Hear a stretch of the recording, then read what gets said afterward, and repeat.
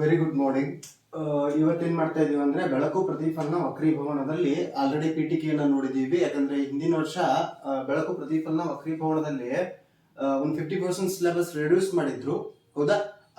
ಏನ್ ರೆಡ್ಯೂಸ್ ಮಾಡಿದ್ರು ಅದ್ರಲ್ಲಿ ಹೆಚ್ಚಾಗಿ ನಿಮ್ನ ದರ್ಪಣ ಮತ್ತು ಪೀನ ದರ್ಪಣದ ರೇಖಾನಕ್ಷಗಳನ್ನ ಅವುಗಳ ಬಗ್ಗೆ ರೆಡ್ಯೂಸ್ ಮಾಡಿದ್ರು. ಅದನ್ನ ಈ ವರ್ಷ ಏನ್ ಮಾಡ್ತಾ ಇದ್ದೀವಿ ಡಿಸ್ಕಸ್ ಮಾಡುವಂತ ಕೆಲಸ ಮಾಡ್ತಾ ಇದ್ದೀವಿ. ಉಳಿದೇನಿದೆ ಮಸೂರುಗಳ ಬಗ್ಗೆ, ಮಸೂರಿಗೆ ಸಂಬಂಧಪಟ್ಟಂತ ಲೇಖಗಳನ್ನೆಲ್ಲ ನಾನು ಹಿಂದಿನ ವರ್ಷ ಬಿಡಿಸುವಂತ ಕೆಲಸ ಮಾಡಿದ್ದೀನಿ. ಆ ವಿಡಿಯೋಗಳನ್ನ ನೀವು ನೋಡಿರ್ಬಹುದು. ಹೌದಾ? ಹೆಚ್ಚು ಟೈಮ್ ಅನ್ನ ವೇಸ್ಟ್ ಮಾಡಿದೆ. ನಾನು ಗೋಳೀಯ ದರ್ಪಣಗಳ ಬಗ್ಗೆ ಡಿಸ್ಕಸ್ ಮಾಡ್ತಾ ಇದೀವಿ. ನಿನ್ನೆ ಗೋಳೀಯ ದರ್ಪಣಗಳು ಗೋಳದ ಭಾಗಗಳು ಅಂತ ಹೇಳಿದೆ. ಹೌದಾ? ಹಾಗಾದ್ರೆ ಅದರಲ್ಲಿ ಎರಡು ವಿಧ. ಅವು ಯಾವಪ್ಪ ಅಂದ್ರೆ ಒಂದು ನಿಮ್ನ ದರ್ಪಣ, ಇನ್ನೊಂದು ಪೀನ ದರ್ಪಣ. ಹೌದಾ? ನಿಮ್ನ ದರ್ಪಣ ಅಂದ್ರೆ ಏನು? ಗೋಳೀಯ ದರ್ಪಣದ ಪ್ರತಿಫಲಿಸುವಂತಹ ಮೇಲ್ಮೈ ಒಳಮುಖವಾಗಿದ್ರೆ, ನಿಮ್ನ ದರ್ಪಣದ ಪ್ರತಿಫಲಿಸುವಂತ ಮೇಲ್ಮೈ ಏನಾಗಿದ್ರೆ ಒಳಮುಖವಾಗಿದ್ರೆ, ಹಿಂದಿನ ಭಾಗ ಬಣ್ಣ ಬಳಿಯಲ್ಪಟ್ಟಿದ್ರೆ, ಹೌದಾ, ಆ ಗೋಳದ ಕೇಂದ್ರದ ಕಡೆಗೆ ಮುಖ ಮಾಡಿದ್ರೆ, ಈ ಗೋಳದ ಏನು ಕೇಂದ್ರ ಇಲ್ಲಿ ಬರ್ತದ, ಹಾಗಾದ್ರೆ ಇದ್ರ ಕಡೆ ಏನಾಗಿದೆ, ಇದು ಮುಖ ಮಾಡಿದೆ. ಆ ಗೋಳದ ಕೇಂದ್ರದ ಕಡೆಗೆ ಮುಖ ಮಾಡಿದ್ರೆ ಅದನ್ನ ನಾವೇನಂತ ಕೇಳ್ತೀವಪ್ಪ ಅಂದ್ರೆ ನಿಮ್ನ ದರ್ಪಣ. ಇದು ನಿಮ್ ಕೇಳ್ತೀವಿ ನಾವು ನಿಮ್ನ ದರ್ಪಣ. ಹೌದಾ? ಹಾಗಾದ್ರೆ ಪೀನ ದರ್ಪಣ ಅಂದ್ರೆ ಏನು? ಪ್ರತಿಫಲಿಸುವಂತಹ ಮೇಲ್ಮೈ ಏನಪ್ಪಾ ಅಂದ್ರೆ ಹೊರಮುಖವಾಗಿದ್ರೆ, ಹೌದಾ, ಗೋಳದ ಕೇಂದ್ರದ ಕಡೆ ಮುಖ ಮಾಡಿಲ್ಲ ಅಂದ್ರೆ, ಒಳಮುಖ ಬಣ್ಣ ಬಳಿಯಲ್ಪಟ್ಟಿದ್ರೆ ಅಂತಹ ದರ್ಪಣವನ್ನು ನಾವೇನ್ ಕೇಳ್ತೀವಪ್ಪ ಅಂದ್ರೆ ಪೀನ ದರ್ಪಣ ಅಂತ ಕರಿತೀವಿ. ಹಾಗಾದ್ರೆ ನಮ್ಮ ಎಕ್ಸಾಮ್ ಗಳಲ್ಲಿ ಪೀನ ದರ್ಪಣ ಮತ್ತು ನಿಮ್ನ ದರ್ಪಣದ ನಡುವಿನ ವ್ಯತ್ಯಾಸ ಕೇಳ್ತಿರ್ತಾರ. ಹೌದಾ? ಬೆಳಕಿನ ಕಿರಣಗಳನ್ನ ಕೇಂದ್ರೀಕರಿಸುವಂತ ಕೆಲಸ, ಪ್ರಧಾನಾಕ್ಷಕ್ಕೆ ಸಮಾಂತರವಾಗಿ ಬಂದಂತ ಬೆಳಕಿನ ಕಿರಣಗಳನ್ನ ಕೇಂದ್ರೀಕರಿಸುವಂತ ಕೆಲಸ ಯಾವ್ದು ಮಾಡ್ತದಪ್ಪ ಅಂದ್ರೆ ನಿಮ್ನ ದರ್ಪಣ ಮಾಡ್ತದೆ. ಆಮೇಲೆ ಬೆಳಕಿನ ಕಿರಣಗಳನ್ನ ವಿಕೇಂದ್ರೀಕರಿಸುವಂತ ಕೆಲಸ, ಈಗ ಪ್ರಧಾನಾಕ್ಷ ಇದೆ, ಈ ಪ್ರಧಾನಾಕ್ಷಕ್ಕೆ ಸಮಾಂತರವಾಗಿ ಒಂದು ಬೆಳಕಿನ ಕಿರಣವನ್ನ ಪೀನ ದರ್ಪಣಕ್ಕೆ ಹಾಯಿಸ್ತೀವಿ. ಹಂಗಾದ್ರೆ ಅದೇನಾಗ್ತದೆ ಅಂದ್ರೆ ವಿಕೇಂದ್ರೀಕರಣಗೊಳ್ತದೆ. ಅದೇನಾಗ್ತದೆ? ವಿಕೇಂದ್ರೀಕರಣಗೊಳ್ತದೆ. ಹೌದಾ? ಇದು ಪೀನ ದರ್ಪಣದ ಲಕ್ಷಣ. ಈಗ ನಿಮ್ನ ದರ್ಪಣ ಏನ್ ಮಾಡ್ತದಂದ್ರೆ ಹೆಚ್ಚು ಸತ್ಯ ಮತ್ತು ತಲೆ ಕೆಳಗಾದ ಪ್ರತಿಬಿಂಬಗಳನ್ನು ಉಂಟು ಮಾಡ್ತದೆ. ಸತ್ಯ ಪ್ರತಿಬಿಂಬ ಅಂದ್ರೆ ಆಲ್ರೆಡಿ ಹೇಳಿದೀನಿ, ಯಾವ ಪ್ರತಿಬಿಂಬಗಳನ್ನ ನಾವು ಪರದೆಯ ಮೇಲೆ ಸೆರೆ ಹಿಡಿಲಿಕ್ಕೆ ಸಾಧ್ಯ ಇದೆಯೋ ಅವುಗಳನ್ನ ಸತ್ಯ ಪ್ರತಿಬಿಂಬ ಅಂತ ಕರಿತೀವಿ. ಯಾವ ಪ್ರತಿಬಿಂಬಗಳನ್ನ ಪರದೆಯ ಮೇಲೆ ಸೆರೆ ಹಿಡಿಲಿಕ್ಕೆ ಸಾಧ್ಯ ಇಲ್ವೋ ಅದನ್ನ ಮಿಥ್ಯ ಪ್ರತಿಬಿಂಬ ಅಂತ ಕರಿತೀವಿ. ಹಾಗಾದ್ರೆ ಪೀನ ದರ್ಪಣ ಹೆಚ್ಚಾಗಿ ಮಿಥ್ಯ ಪ್ರತಿಬಿಂಬಗಳನ್ನು ಉಂಟು ಮಾಡ್ತದೆ. ಯಾವ ಪ್ರತಿಬಿಂಬಗಳನ್ನ? ಮಿಥ್ಯ ಪ್ರತಿಬಿಂಬ. ಸತ್ಯ ಪ್ರತಿಬಿಂಬಗಳು ತಲೆ ಕೆಳಗಾದ ಪ್ರತಿಬಿಂಬಗಳಾಗಿರ್ತಾವ. ಮಿಥ್ಯ ಪ್ರತಿಬಿಂಬಗಳು ಏನಾಗಿರ್ತಾವಪ್ಪ ಅಂದ್ರೆ ನೇರ ಪ್ರತಿಬಿಂಬಗಳಾಗಿರ್ತಾವ. ಇವರ ವಿವರಣೆಯನ್ನು ನಾನು ಆಲ್ರೆಡಿ ನಿಮ್ ಜೊತೆ ಡಿಸ್ಕಸ್ ಮಾಡಿದ್ದೀನಿ. ಹಾಗಾದ್ರೆ ನಿತ್ಯ ಜೀವನದಲ್ಲಿ ಹೆಚ್ಚು ಬಳಕೆ ಆಗುವುದು ಯಾವ್ದಪ್ಪ ಅಂದ್ರೆ ನಿಮ್ನ ದರ್ಪಣ. ಯಾಕೆ? ಏನಪ್ಪಾ ಅಂದ್ರೆ ತಪಾಸಣಾ ದೀಪ ಅಂತ ಬರ್ತಾವ, ವಾಹನದ ಹೆಡ್ಲೈಟ್ ಅಂತ ಬರ್ತಾವ, ಆಮೇಲೆ ಸೌರ ಒಲೆ ಅಂತ ಬರ್ತದ, ಆಮೇಲೆ ದಂತ ವೈದ್ಯರು ನಮ್ಮ ಹಲ್ಲುಗಳನ್ನ ಪರೀಕ್ಷಿಸ್ಲಿಕ್ಕೆ ಆಗಿರ್ಬೋದು, ಕ್ಷೌರ ಅಂಗಡಿಗಳಲ್ಲಾಗಿರ್ಬೋದು, ನಾವು ಯಾವ್ದನ್ನ ಬಳಸ್ತೀವಪ್ಪ ಅಂದ್ರೆ ನಿಮ್ನ ದರ್ಪಣವನ್ನು ಬಳಸ್ತೀವಿ. ಯಾವ್ದನ್ನ ಬಳಸ್ತೀವಿ? ನಿಮ್ನ ದರ್ಪಣ. ಪೀನ ದರ್ಪಣದ ಮುಖ್ಯವಾದ ಒಂದು ಉಪಯೋಗ ಏನಪ್ಪಾ ಅಂದ್ರೆ ವಾಹನದ ಹಿನ್ನೋಟ ಕನ್ನಡಿಯಾಗಿ ಬಳಸ್ತೀವಿ. ಮತ್ತೆ ಅದರ ಉಪಯೋಗಗಳನ್ನು ಹೇಳ್ಬೇಕಾದ್ರೆ ಹೇಳ್ತೀನಿ. ಹೌದಾ? ವಾಹನದ ಹಿನ್ನೋಟ ಕನ್ನಡಿಯಾಗಿ ಬಳಸ್ತೀವಿ. ಹಾಗಾಗಿ ಇಷ್ಟು ಏನಪ್ಪಾ ಅಂದ್ರೆ ನಿಮ್ನ ದರ್ಪಣ ಮತ್ತು ಪೀನ ದರ್ಪಣದ ರಚನೆ. ಹೌದಾ? ಇದೇನಪ್ಪಾ ಅಂದ್ರೆ ದರ್ಪಣ ಧ್ರುವ, ಇಲ್ಲೂ ಕೂಡ ದರ್ಪಣ ಧ್ರುವ ರಚನೆ ಮತ್ತು ಅದಕ್ಕೆ ಏನೋ ಡೆಫಿನೇಷನ್, ಪೀನ ದರ್ಪಣದ ಡೆಫಿನೇಷನ್, ನಿಮ್ನ ದರ್ಪಣದ ಡೆಫಿನೇಷನ್ ನ ಒಂದ್ ಸ್ವಲ್ಪ ವ್ಯತ್ಯಾಸಗಳನ್ನ ಹೇಳುವಂತ ಕೆಲಸ ಮಾಡಿದೆ. ಇನ್ನೇನ್ ಮಾಡೋಣ ಅಂದ್ರೆ ಈ ದರ್ಪಣಗಳಿಗೆ ಸಂಬಂಧಿಸಿದಂತ ಅಂಶಗಳನ್ನು ಬರ್ತಾವ. ಫಾರ್ ಎಕ್ಸಾಂಪಲ್ ಇಲ್ಲಿ ಪಿ ಬರ್ದಿದ್ದೀನಿ. ಪಿ ಏನಪ್ಪಾ ಅಂದ್ರೆ ದರ್ಪಣ ಧ್ರುವ. ಎಫ್ ಅಂತ ಬರ್ತದ ಪ್ರಧಾನ ಸಂಗಮ ಅಥವಾ ಸಂಗಮ ಬಿಂದು ಅಂತ ಕರಿತೀವಿ. ಸಂಗಮ ದೂರ ಸ್ಮಾಲ್ ಎಫ್ ಅಂತ ಬರ್ತದ. ಆಮೇಲೆ ವಕ್ರತಾ ಕೇಂದ್ರ, ವಕ್ರತಾ ತ್ರಿಜ್ಯ, ವಸ್ತು ದೂರ, ಬಿಂಬ ದೂರ, ವರ್ಧನೆ, ಹೌದಾ, ವಸ್ತು ಎತ್ತರ, ಬಿಂಬ ಎತ್ತರ, ಇಂತಹ ಅಂಶಗಳು ಏನಪ್ಪಾ ಅಂದ್ರೆ ದರ್ಪಣಗಳಿಗೆ ಸಂಬಂಧಿಸಿದಂತಹ ಅಂಶಗಳು. ಆ ಅಂಶಗಳನ್ನ ಏನ್ ಮಾಡೋಣ ಅಂದ್ರೆ ಒಂದೊಂದಾಗಿ ಡಿಸ್ಕಸ್ ಮಾಡ್ತಾ ಹೋಗೋಣ ಅಂತ ಹೇಳ್ತಾ,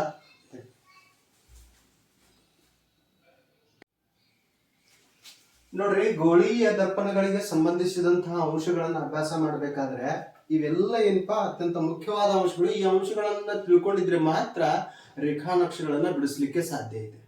ಹಾಗಾದ್ರೆ ಹೌದಾ, ಒಂದು ದರ್ಪಣ ಅಂತ ತಗೊಂಡಾಗ ಅದನ್ನ ಪೀನ ದರ್ಪಣ ತಗೊಳ್ರಿ ಅಥವಾ ನಿಮ್ನ ದರ್ಪಣ ತಗೊಳ್ರಿ. ಮೊದಲೇ ನಾನು ಏನ್ ಮಾಡ್ತೀನಿ ಅಂದ್ರೆ ನಿಮ್ನ ದರ್ಪಣ ತಗೊಳ್ತೀನಿ, ಆಮೇಲೆ ಏನ್ ಮಾಡ್ತೀನಿ ಅಂದ್ರೆ ಪೀನ ದರ್ಪಣ ತಗೊಳ್ತೀನಿ. ಹಾಗಾದ್ರೆ ನಿಮ್ನ ದರ್ಪಣ ಪೀನ ದರ್ಪಣವನ್ನು ತಗೊಂಡಾಗ, ಹೌದಾ, ಒಂದು ನಿಮ್ನ ದರ್ಪಣ ಒಳಮುಖ ಏನಾಗಿರ್ತದ ಅಂದ್ರೆ ಪ್ರತಿಫಲಿಸುವಂತ ಇರ್ತದ, ಆಮೇಲೆ ಹೊರಮುಖ ಬಣ್ಣ ಬಳಿಯಲಾಗಿರ್ತದ.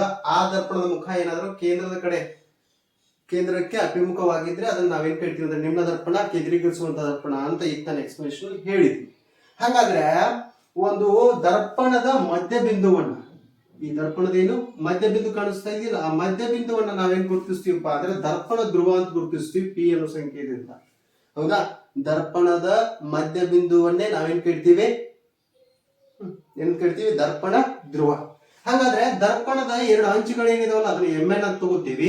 ಎಂ ಎನ್ ಬೇರೆ ಸಂಕೇತವನ್ನು ಕೊಡ್ಬೋದು ಸರ್, ಎನ್ ತಗೋಬೇಕಂತ ಏನಿಲ್ಲ. ಹೌದಾ, ಆ ಎಂ ಎನ್ ಏನಪ್ಪಾ ಅಂದ್ರೆ ಪ್ರತಿಫಲಿಸುವಂತಹ ಮೇಲ್ಮೈನ ವ್ಯಾಸ ಆಗಿರ್ತದೆ. ಪ್ರತಿಫಲಿಸುವಂತಹ ಮೇಲ್ಮೈನ ಏನಾಗಿರ್ತದ, ವ್ಯಾಸ ಆಗಿರ್ತದೆ. ಇಲ್ಲೂ ಕೂಡ ಇದೇನಪ್ಪಾ ಅಂದ್ರೆ ದರ್ಪಣ ಧ್ರುವ. ದರ್ಪಣ ಧ್ರುವ, ಹೌದಾ, ದರ್ಪಣದ ಮಧ್ಯ ಬಿಂದು. ಆಮೇಲೆ ಏನಿದು ಎಂ ಎನ್, ಪ್ರತಿಫಲಿಸುವಂತಹ ಮೇಲ್ಮೈನ ವ್ಯಾಸ. ಪ್ರತಿಫಲಿಸುವಂತಹ ಮೇಲ್ಮೈನ ವ್ಯಾಸವನ್ನ ಅಪರ್ಚರ್ ಅಂತ ಕರಿತೀವಿ. ಏನಂತ ಕರಿತೀವಿ? ಅಪರ್ಚರ್. ಹೌದಾ, ಹಾಗಾದ್ರೆ ದರ್ಪಣ ಧ್ರುವ ಇತ್ತು. ಈ ದರ್ಪಣ ಏನ್ ಮಾಡ್ತೀವಿ ಅಂದ್ರೆ ಪ್ರಧಾನ ಅಕ್ಷದ ಮೇಲೆ ಇಟ್ಟಿದೀವಿ.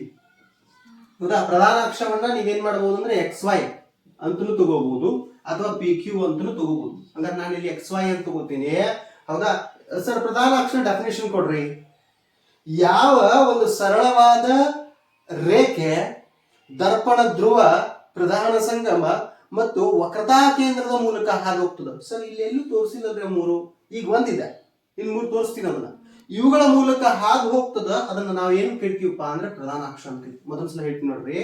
ಯಾವ ಒಂದು ಸರಳ ರೇಖೆ ದರ್ಪಣ ಧ್ರುವ, ಪ್ರಧಾನ ಸಂಗಮ, ವಕ್ರತಾ ಕೇಂದ್ರದ ಮೂಲಕ ಹಾದು ಹೋಗ್ತದ, ಅಂತಹ ಸರಳ ರೇಖೆಯನ್ನ ನಾವೇನ್ ಕರಿತೀವಿ ಅಂದ್ರೆ ಪ್ರಧಾನ ಅಕ್ಷ ಅಂತ ಕರಿತೀವಿ. ಯಾವುದೇ ರೇಖಾನಕ್ಷೆಯನ್ನ ಯಾವುದ್ರ ಮೇಲೆ ಬಿಡಿಸ್ತೀವಪ್ಪ ಅಂದ್ರೆ ಒಂದು ಪ್ರಧಾನ ಅಕ್ಷದ ಮೇಲೆ ಬಿಡಿಸ್ತೀವಿ. ಹಂಗಾರೆ ಪ್ರಧಾನ ಅಕ್ಷ ತಿಳ್ಕೊಂಡ್ವಿ, ಪ್ರಧಾನ ದರ್ಪಣ ಧ್ರುವ ತಿಳ್ಕೊಂಡ್ವಿ.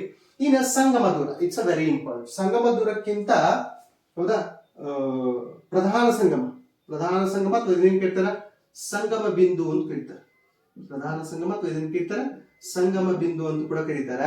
ಹಾಗಾದ್ರೆ ಪ್ರಧಾನ ಸಂಗಮ ಅಥವಾ ಸಂಗಮ ಬಿಂದು ಪೀನ ಮತ್ತು ನಿಮ್ನ ದರ್ಪಣದಲ್ಲಿ ಹೆಂಗ್ ಉಂಟಾಗ್ತದಪ್ಪ ಅಂದ್ರೆ ಪ್ರಧಾನ ಅಕ್ಷಕ್ಕೆ ಸಮಾಂತರವಾಗಿ ಒಂದು ಬೆಳಕಿನ ಕಿರಣವನ್ನ ಹಾಯಿಸಿದಾಗ ಆ ಬೆಳಕಿನ ಕಿರಣ ಒಂದು ಬಿಂದುವಿನಲ್ಲಿ ಸಂಧಿಸುವಂತಹ ಬಿಂದುನೇ ಪ್ರಧಾನ ಸಂಗಮ ಅಥವಾ ಸಂಗಮ ಬಿಂದು. ಪ್ರಧಾನ ಸಂಗಮ ಅಥವಾ ಸಂಗಮ ಬಿಂದು ಇದೇ ನಿಮ್ನ ದರ್ಪಣದಲ್ಲೂ ಆಮೇಲೆ ಪೀನ ದರ್ಪಣದಲ್ಲೂ ಪ್ರಧಾನ ಅಕ್ಷಕ್ಕೆ ಸಮಾಂತರವಾಗಿ ಬೆಳಕಿನ ಕಿರಣವನ್ನು ಹಾಯಿಸಿದಾಗ ಅದು ಒಂದು ಬಿಂದುವಿನಲ್ಲಿ ಏನಾಗ್ತದ, ಸಂಧಿಸಿ ಹೊರ ಹೋಗ್ತದ.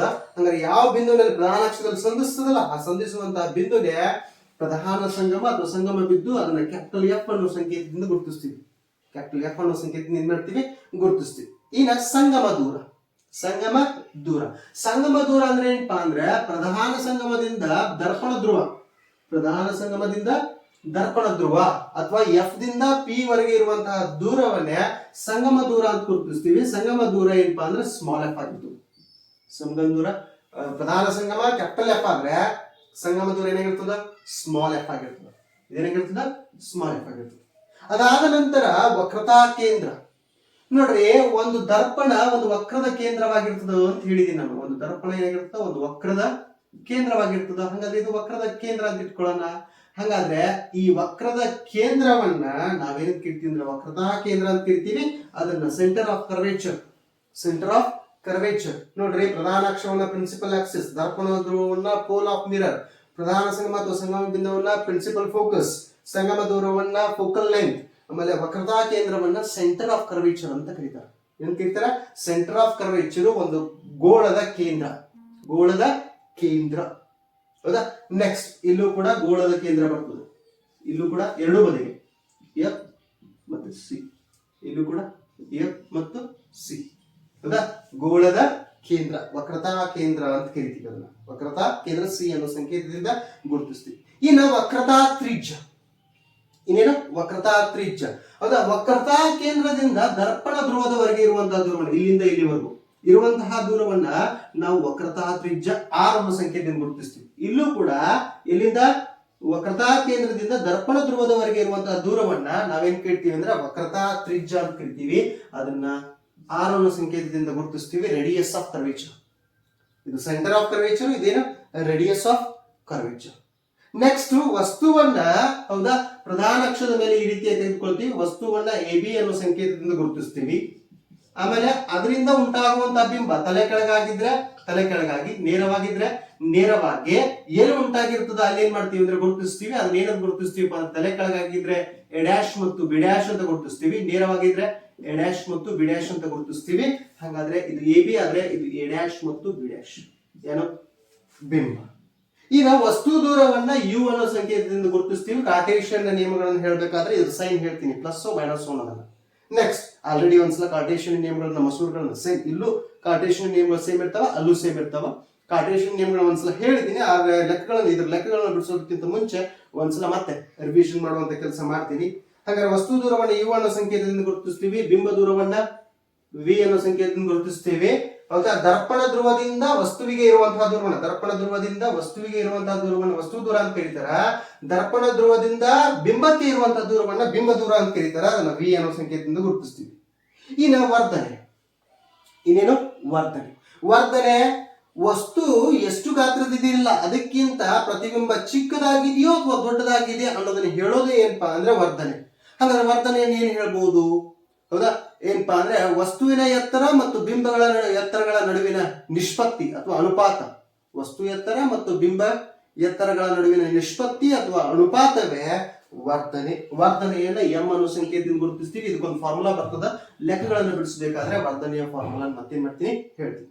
ಹಾಗಾದ್ರೆ ಇಷ್ಟು ಏನಪ್ಪಾ ಅಂದ್ರೆ ಮಸೂರಗಳಿಗೆ ಮತ್ತು ದರ್ಪಣಗಳಿಗೆ ಸಂಬಂಧಿಸಿದಂತ ಅಂಶಗಳು. ಇದನ್ನ ಆಲ್ರೆಡಿ ಮಸೂರಗಳಲ್ಲಿ ಹೇಳಿದ್ದೀನಿ. ಆದ್ರೆ ಮಸೂರಗಳಲ್ಲಿ ದರ್ಪಣ ಧ್ರುವ ಇದ್ದಿದ್ದು ದ್ವಿತೀಯ ಕೇಂದ್ರ ಆಗ್ತದೆ. ಹೌದಾ? ಮಸೂರದ ಮಧ್ಯಬಿಂದುವನ್ನ ನಾವು ದ್ವಿತೀಯ ಕೇಂದ್ರ ಅಂತ ಕರಿತೀವಿ. ದ್ವಿತೀಯ ಕೇಂದ್ರವನ್ನ ಓ ಅನ್ನೋ ಸಂಕೇತದಿಂದ ಗುರುತಿಸ್ತೀವಿ. ಇಲ್ಲಿ ವಕ್ರತಾ ಕೇಂದ್ರ ಮತ್ತು ವಕ್ರತಾ ತ್ರಿಜ್ಯ ಅಂತ ಬರ್ತವ. ಅಲ್ಲಿ ಸಂಗಮ ದೂರದ 2ರಷ್ಟು 2f ಅಂತ ತಗೋತೀವಿ ನಾವು. ಎಫ್ ಮತ್ತು 2f. ಹೌದಾ? ಇಲ್ಲಿ ಹೆಂಗ್ ವಕ್ರತಾ ಕೇಂದ್ರ ಬರ್ತದಲ್ಲ, ವಕ್ರತಾ ಕೇಂದ್ರ ಅಂದ್ರೆ 2f. ಹೌದಾ? ಆಮೇಲೆ 2f ನಿಂದ ಓ ವರೆಗೂ ಇರುವಂತಹ ದೂರವನ್ನ ನಾವೇನಂತ ಹೇಳ್ಬೋದು? ಅಲ್ಲಿ ತ್ರಿಜ್ಯ ಅಂತ ಹೇಳ್ಬೋದು. ಹಾಗಾದ್ರೆ ತ್ರಿಜ್ಯವನ್ನ ಆರ್ ಅನ್ನೋ ಸಂಕೇತದಿಂದ ಗುರುತಿಸ್ತೀವಿ. r = 2f. ಯಾಕೆ? ಸಂಗಮ ದೂರದ 2ರಷ್ಟು ಇರ್ತದೆ. ಯಾವುದು? ವಕ್ರತಾ ತ್ರಿಜ್ಯ. ಸಂಗಮ ದೂರ ಏನಿರ್ತದಲ್ಲ ಅದರ ಎಕ್ಸಾಕ್ಟ್ 2ರಷ್ಟು ಇರ್ತದೆ. ಯಾವುದು? ವಕ್ರತಾ ತ್ರಿಜ್ಯ. ಇದಕ್ಕೆ r = 2f. ಮೊನ್ನೆ ಮಾದರಿ ಪ್ರಶ್ನೆ ಪತ್ರಿಕೆಯನ್ನು ಬಿಡಿಸಬೇಕಾದ್ರೆ ಈ ಫಾರ್ಮುಲಾ ಹಚ್ಚಿ ಒಂದು ಮಲ್ಟಿಪಲ್ ಚಾಯ್ಸ್ ಕ್ವಶನ್ ಬಿಡಿಸಿದೀನಿ. ಮೋಸ್ಟ್ಲಿ ನೀವು ನೋಡಿರ್ಬೋದು. ಹೌದಾ? ಹಾಗಾದ್ರೆ r = 2f. ಇಷ್ಟು ಏನಪ್ಪಾ ಅಂದ್ರೆ ದರ್ಪಣಗಳಿಗೆ ಸಂಬಂಧಿಸಿದಂತ ಅಂಶಗಳು. ಬದಲಾಗೋದು ಯಾವುದು? ದ್ವಿತೀಯ ಕೇಂದ್ರ ಒಂದು ಬದಲಾಗ್ತದ, 2f ಒಂದೇನಾಗ್ತದ, ಉಳಿದ್ ಬದಲಾಗ್ತದ. ಅದನ್ನ ಬಿಟ್ರೆ ಅಲ್ಲೂ ಕಾರ್ಟೇಶಿಯನ್ ನಿಯಮಗಳು ಸೇಮ್, ಇಲ್ಲೂ ಕಾರ್ಟೇಶಿಯನ್ ನಿಯಮಗಳು ಸೇಮ್. ಆದ್ರೆ ಗೋಳೀಯ ದರ್ಪಣಗಳನ್ನ ಗೋಳೀಯ ದರ್ಪಣಗಳ ರೇಖಾನಕ್ಷೆಗಳನ್ನ ಬಿಡಿಸ್ಬೇಕಾದ್ರೆ ಕೆಲವು ಬೆಳಕಿನ ಕಿರಣಗಳ ನಿಯಮಗಳು ಬರ್ತಾವ. 4 ಬೆಳಕಿನ ಕಿರಣಗಳ ನಿಯಮ. ಮಸೂರದಲ್ಲಿ ಹೆಂಗ್ 3 ಹೇಳಿದ್ನಲ್ಲ, ಹಂಗೆ ಇಲ್ಲಿ 4 ಬರ್ತಾವ. ಆ 4 ನಿಯಮಗಳು ಏನಪ್ಪಾ ಅಂದ್ರೆ ಯಾವ ಕಡೆಯಿಂದ ಯಾವ ಕಡೆ ಬೆಳಕಿನ ಕಿರಣವನ್ನು ಹಾಯಿಸಿದಾಗ ಏನಾಗ್ತದ ಅನ್ನೋದಕ್ಕೆ ಸಂಬಂಧಪಟ್ಟಂತೆ 4 ನಿಯಮಗಳು ಬರ್ತಾವ. ಆ 4 ನಿಯಮಗಳನ್ನ ಪರ್ಫೆಕ್ಟ್ ಆಗಿ ತಿಳ್ಕೊಂಡ್ಬಿಟ್ರೆ ಯಾವುದೇ ಡಯಾಗ್ರಾಮ್ ನಿಂದ ತಪ್ಪಾಗೋದಿಲ್ಲ. ತಪ್ಪಾಗೋದಿಲ್ಲ. ಆ ನಿಯಮಗಳ ಪ್ರಕಾರನೇ ಡಯಾಗ್ರಾಮ್ ಬಿಡಿಸ್ತಾ ಹೋದ್ರೆ. ಹಾಗಾದ್ರೆ ಆ ನಿಯಮಗಳನ್ನ ನೆಕ್ಸ್ಟ್ ಕ್ಲಿಪ್ ಅಲ್ಲಿ ಡಿಸ್ಕಸ್ ಮಾಡೋಣ ಅಂತ ಹೇಳ್ತಾ, ಇಷ್ಟು ಏನಪ್ಪಾ ಅಂದ್ರೆ ಗೋಳೀಯ ದರ್ಪಣ, ನಿಮ್ನ ಮತ್ತು ಪೀನ ದರ್ಪಣದ ಬಗ್ಗೆ ಹೇಳಿದೆ. ಗೋಳೀಯ ದರ್ಪಣಗಳಿಗೆ ಸಂಬಂಧಿಸಿದಂತ ಅಂಶಗಳ ಬಗ್ಗೆ ಹೇಳಿದೆ. ಉಳಿದ ಕಾನ್ಸೆಪ್ಟ್ಗಳನ್ನು ಮತ್ತೆ ನೆಕ್ಸ್ಟ್ ಕ್ಲಿಪ್ಗಳಲ್ಲಿ ಡಿಸ್ಕಸ್ ಮಾಡೋಣ ಅಂತ ಹೇಳ್ತಾ, ಆದಷ್ಟು ನಿಮ್ಮ ಫ್ರೆಂಡ್ಸ್ಗೆ ಶೇರ್ ಮಾಡಿ, ಸಬ್ಸ್ಕ್ರೈಬ್ ಮಾಡಿ ಅಂತ ಹೇಳ್ತಾ, ಥ್ಯಾಂಕ್ ಯು ಸೋ ಮಚ್.